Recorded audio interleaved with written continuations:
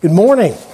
If you want to see how we built this nice little router stand with built-in dust collection, 100% pull-out drawers, stick around because that's what we're going to do today.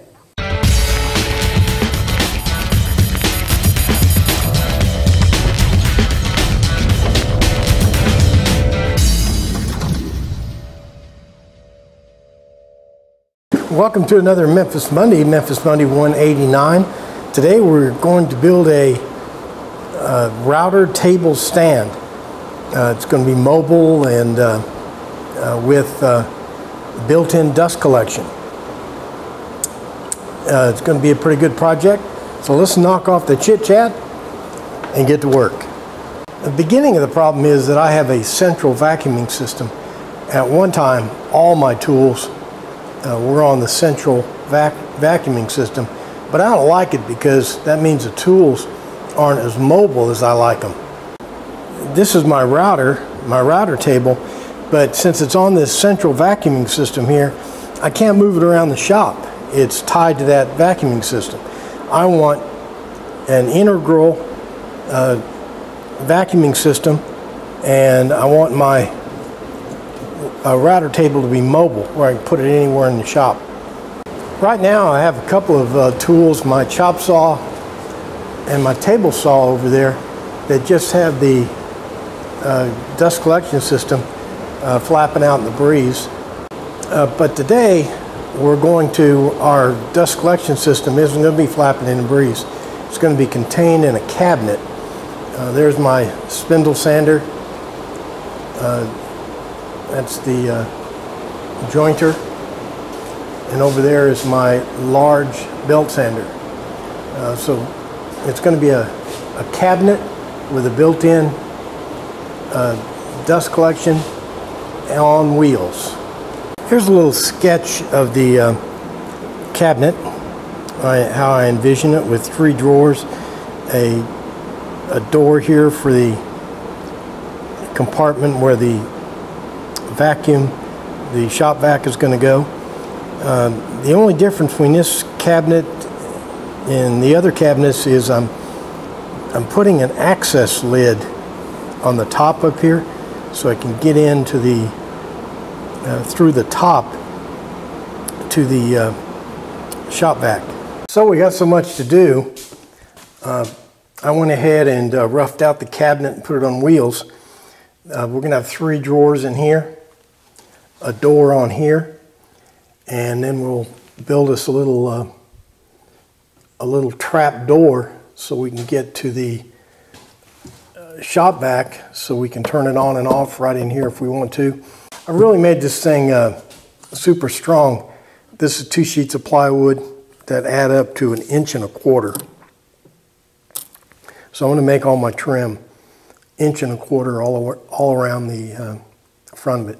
I need to get the trim in before I do anything else.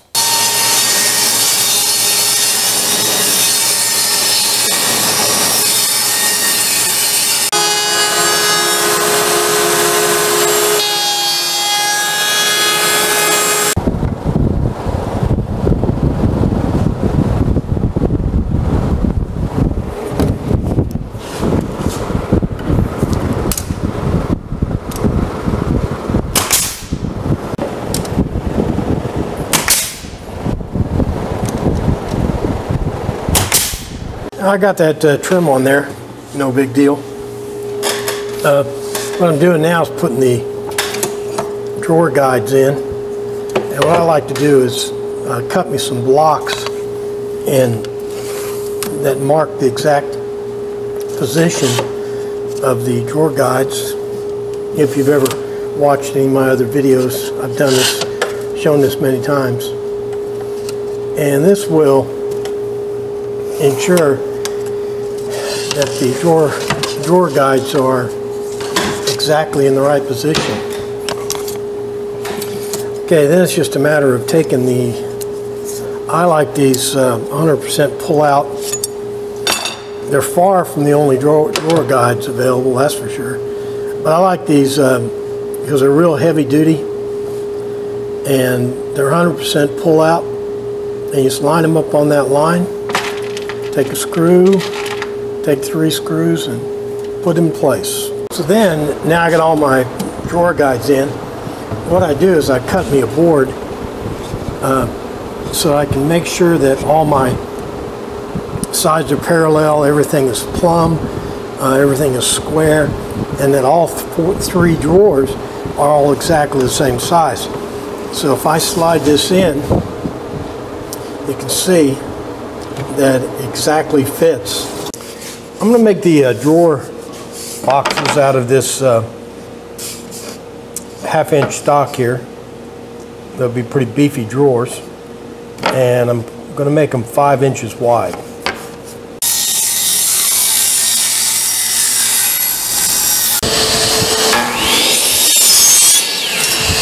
Here's a stock for the bottoms,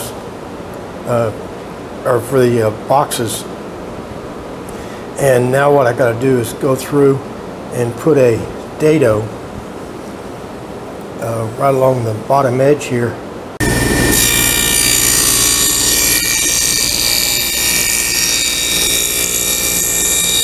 And this is a stock.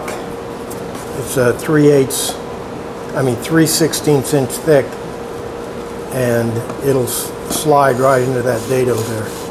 Now the kind of drawers we're doing, the bottom will sit in that dado right there, except for the back side of the box, and the bottom will sit on top of this piece, and so I need to cut this dado out.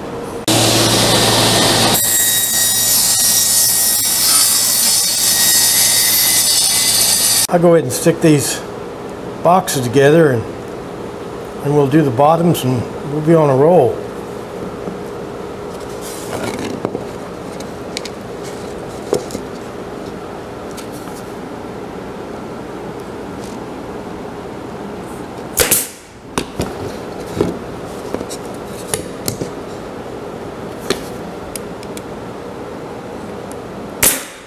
Now this is what I mean on that this short back piece. When I put some glue on it,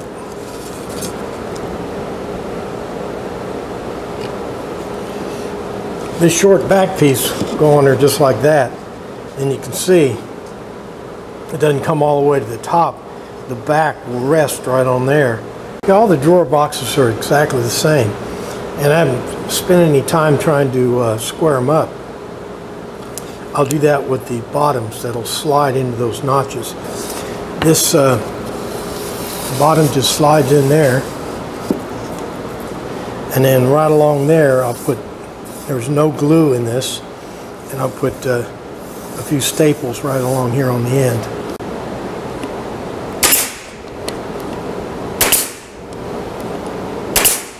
Okay, I'm going to put the drawer slides on the center line of the box. The box is 5 inches, and this is a 2.5 inch spacer. And I'll put that down at the bottom of the box and draw my line. And I'll put my drawer guide right on that line. See it right there. And put screws in.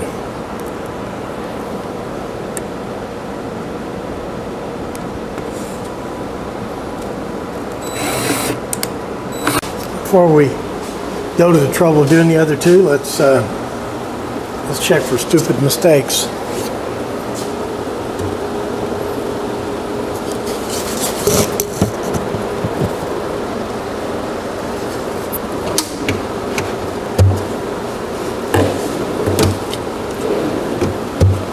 Yeah, it's time to worry about the drawer fronts. Of course, I already figured out on paper how big the drawer fronts need to be.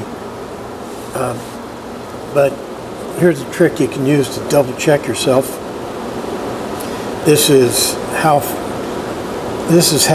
wide I think the drawers need to be. And I can put that in there and mark it, and then come down here, mark it again, and make sure everything's going to come out right.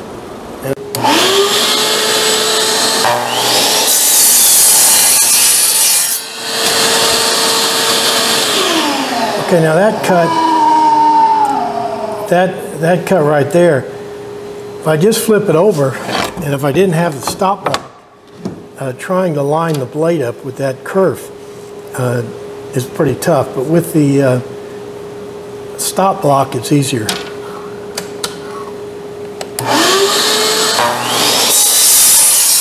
These are the drawers on the spindle sander, and you can see that little detail right there where the round over bit has put that little lip all the way around.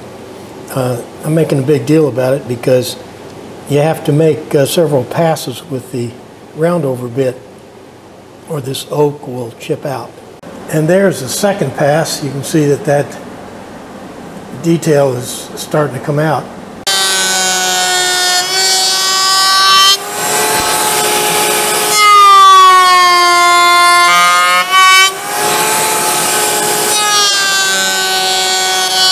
And there's our full detail right there.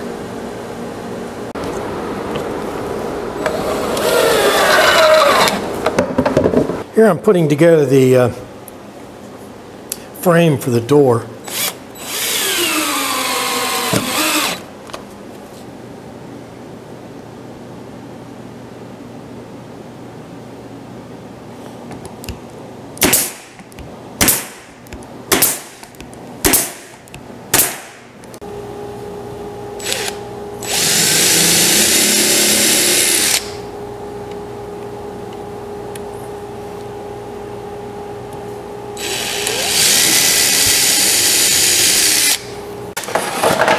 Let's take the clamps off and see if our door halfway works.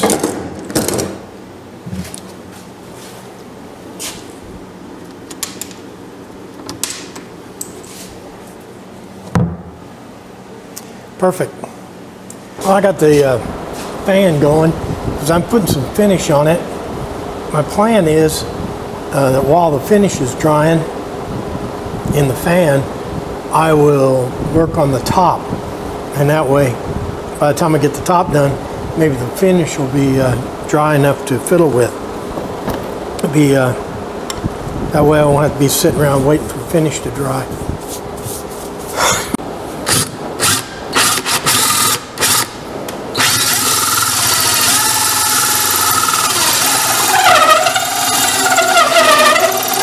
Well, there's our little trap door.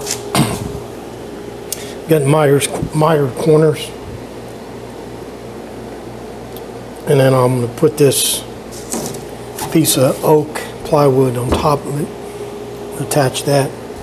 Putting our little trapdoor together with these are 2.5-inch oak boards, and I got mitered corners here, and I'm using glue and 16 gauge brads, but they're not going to be very strong until I put the covering on it.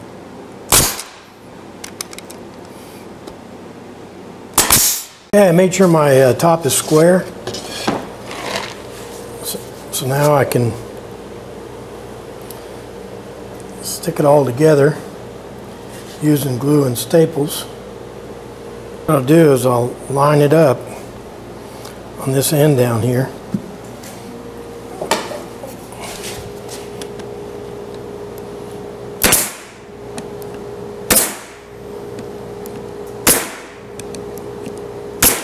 We'll be testing our trap door here in just a minute.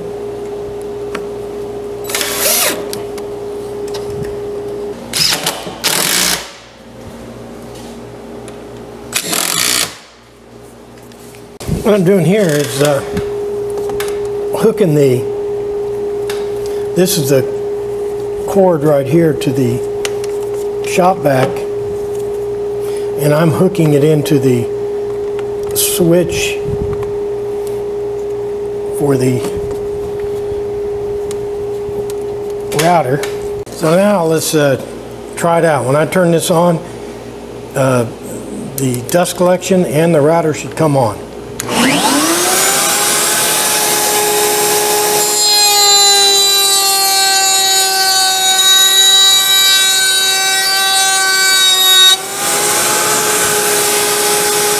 Now there we have it for Memphis Monday 189.